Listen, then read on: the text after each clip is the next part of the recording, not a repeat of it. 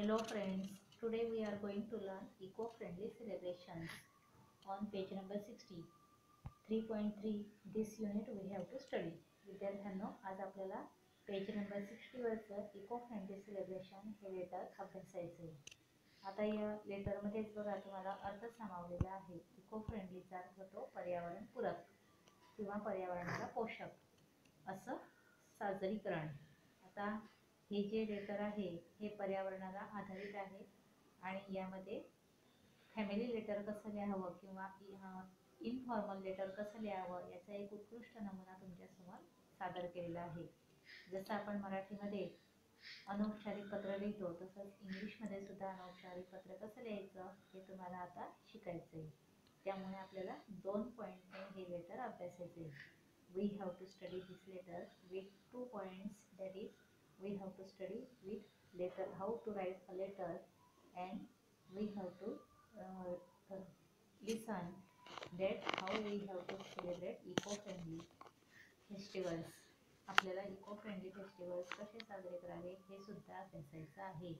की पर्यावरणपूरक उत्सव सण हे आपण कसे साजरे करायचे, कारण बरेच सण उत्सव असे असतात की त्याच्यामुळे पर्यावरण हे प्रदूषित होत असतं.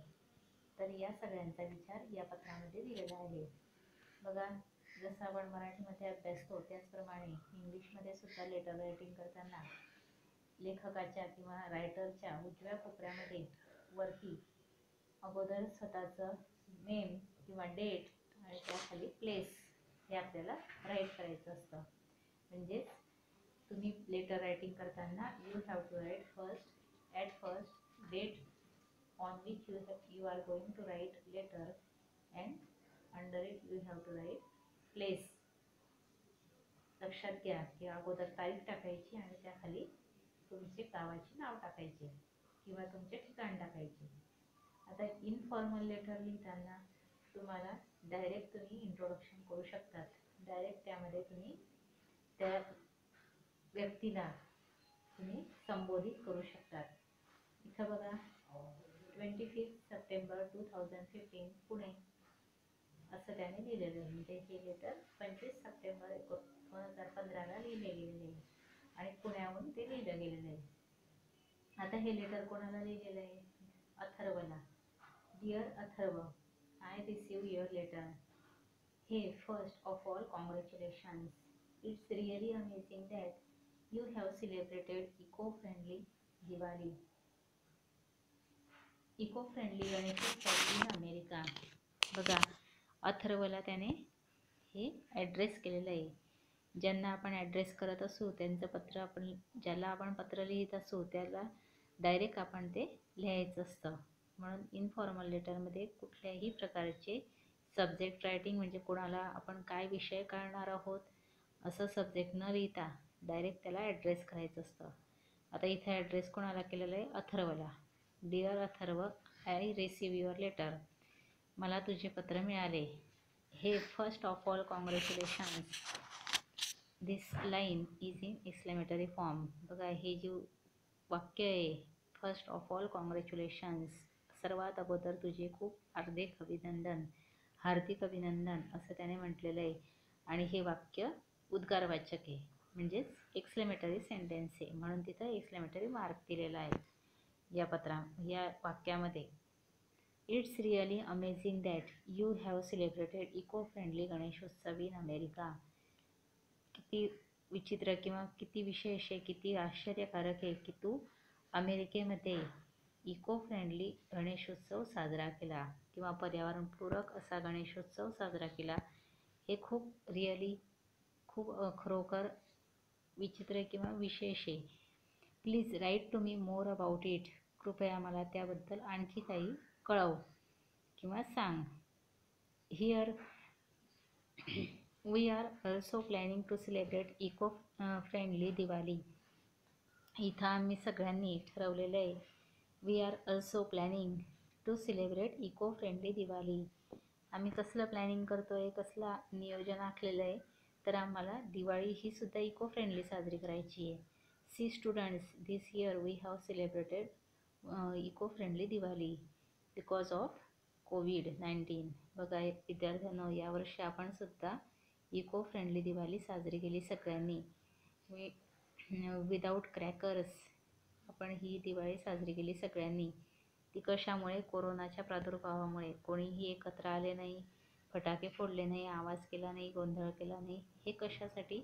तर प्रदूषण होऊ नये आणि त्यातून विविध आजार पसरू नये यासाठीच. म्हणून इथं हा जो श्राव लिहितोय तो सुद्धा हा प्लॅनिंग त्याची कशाबद्दल सांगतोय? तर इको फ्रेंडली दिवाळीबद्दल. Are you surprise? Yes, we are actually planning a Diwali without crackers. तुला पण आश्चर्य वाटतंय ना? हो, आम्ही विशेष करून कसलं प्लॅनिंग केलं आहे? Diwali without crackers. दिवाळी ही फटाक्यांविरहित साजरी करण्याची. But of course with delicious traditional snacks, mouth watering chaklis, anarsas, karanjis and ladoos. पण निश्चितच आम्ही ट्रॅडिशनल स्नॅक्स म्हणजे ट्रॅडिशनल पारंपरिक जे पदार्थ आहेत ते आम्ही तयार करणारच आहोत किंवा ते खाणारच आहोत. ते कोणते? तोंडाला पाणी सुटणारे चकली, अनारसे, karanjis and ladoos that all of you loves, जे तुम्हा सगळ्यांना खूप आवडतात असे पदार्थ आम्ही खाणारच आहोत किंवा बनवणार आहोत. To make up for the crackers we are going to make a beautiful paper lantern at home. Crackers बनवण्याची सुरुवात आम्ही कशी करणार आहोत? तर we are going to make a beautiful paper lantern at home. बघा, आकाशकंदील, आणि तोही आम्ही कागदाचा आकाशकंदील घरी तयार करणार आहोत.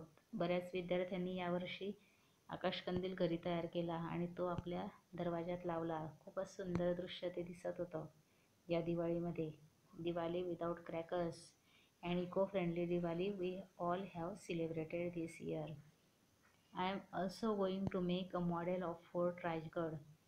यावर्षी मी रायगडचा फोर्ट किंवा त्याचं मॉडेल, रायगड किल्ल्याचं एक सुंदर प्रतिकृती आम्ही तयार करणार आहोत. गोईंग टूचा वापर केलेला आहे बघा या पूर्ण लेटरमध्ये. गोईंग टूचा अर्थ होतो प्लॅनिंग ऑफ. लक्षात घ्या, कसली प्लॅनिंग करणार आहोत? हे करणार आहोत, ते करणार आहोत. We are going to make model of fort Raigad. Raigad किल्ल्याची प्रतिकृती आम्ही तयार करणार आहोत. कारण दिवाळीमध्येही किल्ले बनवण्याची सुद्धा कॉम्पिटिशन असते. There are competition of making fort in Diwali utsav also. दिवाळीच्या फेस्टिवलमध्ये हा सुद्धा एक विशेष भाग असतो, हे लक्षात घ्या लहान मुलांना. I am collecting some pictures and a lot of information about Raigad. So that he is collecting some pictures. काही पिक्चर्स त्याने रायगडचे चित्र किंवा प्रतिकृती, काही माहिती त्यानेही जमा केलेली आहे, कारण तो ती किल्ले बनवण्याच्या स्पर्धेत भाग घेणार होता. When are you planning to come to India? This is question mark. बघा, WH type question is this. तू प्लॅनिंग कधी करतोयस भारतात येण्याचे? We are all waiting to meet you. आम्ही सगळ्यांना तुझी खूप आतुरता लागली किंवा आम्ही सगळे तुला भेटण्यासाठी वाट बघतोय. Remember bro. Bro means brother. Remember bro. We are not just cousins. बंधू. लक्षात घ्या, आपण फक्त कझिन्स नाही, चुलत भाऊच नाही. We are friends too. आपण फ्रेंड्स पण आहे, मित्र पण आहे. And in the last paragraph he says about some Halloweens. I always love to read your letters Atharva. I have heard a lot of Thanksgiving and Halloween in the US. मला नेहमी तुझे पत्र वाचायला खूप आवडते. I am really curious to know more about them. मला खरोखर त्या पत्रांबद्दल आणखी काही जाणून घेण्याची खूप उत्सुकता असते. खूप मला माहिती मिळवायची असते. Please do write to me. कृपया मला आणखी त्याबद्दल कळव. म्हणजे my regards to kaka and kaku. माझे काका आणि काकूंना नमस्कार सांग. Love to dear Ojas. आणि लहान ओजसला खूप खूप प्रेम दे. अशा पद्धतीने हे लेटर रायटिंग आपल्या मराठीतल्या पत्राप्रमाणेच लिहिलं गेलेलं आहे. Yours lovingly Shrav. At last he writes his name और सिग्नेचर. शेवटी जसं आपण पत्राच्या शेवटी स्वतःचं नाव लिहितो ना मराठीत, तसंच इंग्लिशमध्ये सुद्धा घरगुती पत्र लिहिताना असंच लिहायचं असतं. अशा पद्धतीने हे एक उत्कृष्ट एक्झाम्पल आपल्याला दिलेलं आहे. फॅमिली लेटरचं. समजलं? ओके. आता यामधलं फक्त महत्त्वाचे पॉईंट्स घ्या. यामध्ये तुम्हाला काही मराठीतले शब्द इंग्लिशमध्ये रायटिंग करायला आलेले आहेत, तर ते तुम्ही शोधून काढा. Okay, bye.